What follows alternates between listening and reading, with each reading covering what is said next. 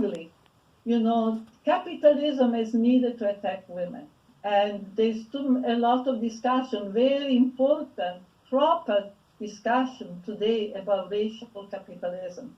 Racial capitalism is also patriarchal capitalism.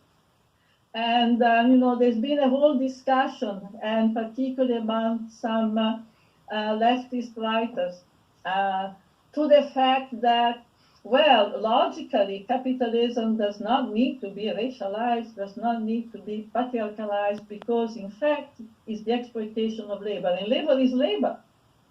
Labor is labor. To some extent, this was also Marx's position. In reality, we are not dealing with a logical abstraction. Capitalism is not a logical abstraction. Capitalism is a very determined historical reality that has grown out of already a whole world that was extremely patriarchal and extremely racist. And capitalism has needed patriarchal as well as racialization as its fundamental structure for a whole set of reasons. One, firstly, is the need to create hierarchy, to create division, to create separation, to create forms of subordination, to have those who are oppress each other, which is what has happened, for example, delegating through the wage system to men, particularly white men, the control over women, the control also over black people. But also because part of an essential element in terms of capitalist accumulation is to taking control, of women's body, taking control of procreation, which has become in capitalist society a society that is so centered on the question of the exploitation of labor. Having more workers, having more poor people, having access to a large workforce has also meant to control the body of women, turn the body of women into a machine for the production of workers, although not all workers are wanted. When those workers become too rebellious, then you have sterilization. So capitalism fundamentally, particularly we see it today, in some cases is forcing women to procreate, in others is forcing women to be sterilized. But the important thing is the question to have control, over a body which in fact has been more and more seen in capitalist society as a machine.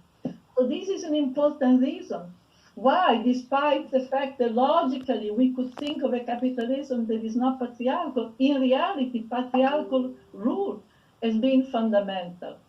And I see today that we cannot fight against patriarchal rule at the same time unless we also fight, against, all the structure, all the policies that in fact have sustained their rule. All the policies that sustain their rule. And in that sense, the struggle that, your community, is facing, the struggle of our land. And when I mean, I don't have to tell you, when speaking of land, we're speaking of much more. We're speaking of animals, we're speaking of waters, of the seas, of the air, of the forest.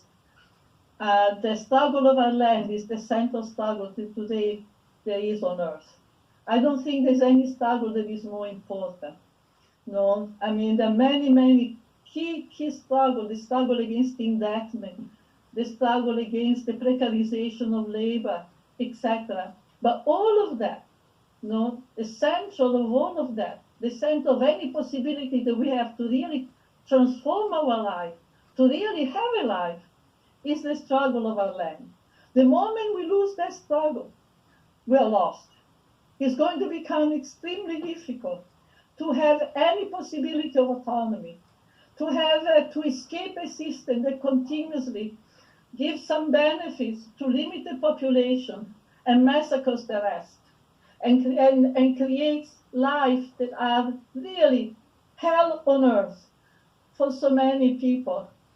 So the question of the land to me, and this is not only in the Amazonia, it's not only in the Amazonia, but it's also, I was listening to part of the conversation that preceded this panel.